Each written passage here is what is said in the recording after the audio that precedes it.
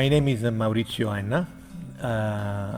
I am 56 years old and I work at the United Nations in the Security and Safety Service in Geneva, at the Palais des Nations.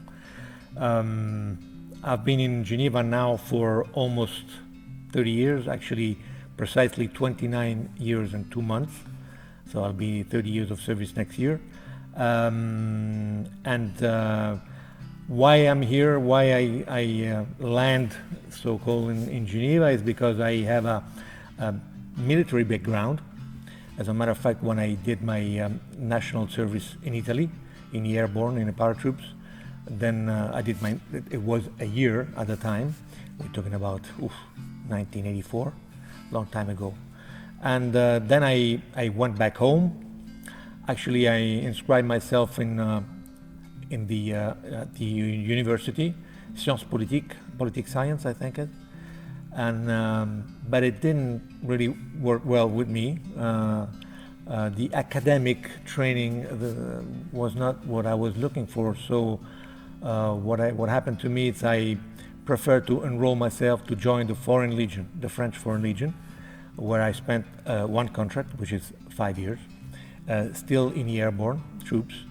And I left the Foreign Legion in March 91. And I actually, after 8 months, I joined the United Nations here in Geneva. Pour ce qui concerne mes responsabilités actuellement, donc je suis, en anglais on appelle Senior Security Inspector, donc inspecteur de sécurité. Et donc actuellement je suis responsable de toutes les activités, je dirais, opérationnel. Qu'est-ce que j'entends par là? Les contrôles des accès au Palais des Nations. Vous savez, on a trois entrées, 3 portails, donc le chemin de fer qui est le portail dédié aux livraisons, qui a une grosse importance actuellement grâce aux travaux de renouvellement que nous avons au Palais et qui vont durer un certain nombre d'années. Le portail de Nation où les gens peuvent rentrer à pied et le portail de Prégny où les gens peuvent accéder, les fonctionnaires, les staffs peuvent accéder soit à pied, soit en véhicule. Donc ça c'est la partie vraiment, donc, si vous voulez, le premier périmètre du Palais des Nations. C'est sous ma responsabilité. Ensuite, je suis aussi le superviseur de l'unité de l'identification. C'est en fait l'unité où on accrédite les gens qui vont venir au Palais, donc à la fois les staffs comme moi, pour avoir un badge, ou aussi les délégués, les participants à des conférences pour venir, qui se déroulent au Palais des Nations actuellement. Et à la fin, je suis aussi le responsable du centre des opérations de contrôle. Si vous voulez, c'est le centre névralgique, on l'appelle le nerf de la guerre pour nous. C'est le centre où en fait on a tous les alarmes, que ce soit les alarmes intrusion, les alarmes effraction, les alarmes incendie. Donc bien évidemment, il y a des opérateurs 24 heures sur 24, 7 jours sur 7, et c'est en fait l'endroit où toute l'information arrive et est dispatchée aux différents services. Donc voilà.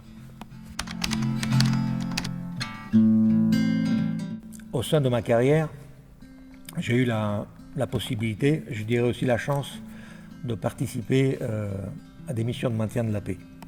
Donc on est en train de parler il y a très longtemps, quand j'étais jeune, et donc 93, 94, j'ai passé des mois au Cambodge, au Mozambique, et par la suite j'ai aussi l'occasion de pouvoir accompagner des commissions d'enquête internationale des droits de l'homme en Guinée-Conakry, en Côte d'Ivoire. Et ça a été pour moi une richesse énorme. C'est-à-dire qu'en fait, aller on appelle le field, donc sur le terrain, voir vraiment ce que les Nations Unies font.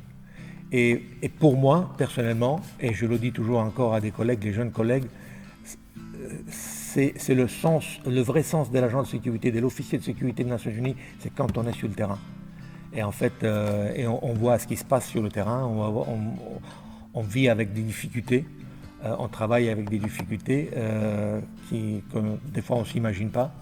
Et pourquoi je parle de ça? Parce que ça serait bien, je sais que c'est un rêve, parce que administrativement c'est très difficile, et en plus l'organisation n'a plus les moyens qu'il y avait à l'époque. Mais ça serait bien de pouvoir donner l'occasion à tous les agents et dans tous les duty stations de pouvoir participer, de pouvoir partir sur le field, pour pouvoir aller en mission, pour voir un peu comment ça se passe vraiment.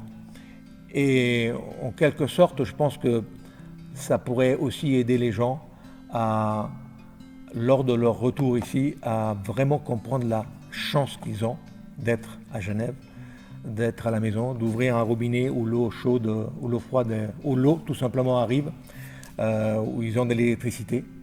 Et puis, pas besoin de porter un gilet à 45 degrés à l'ombre.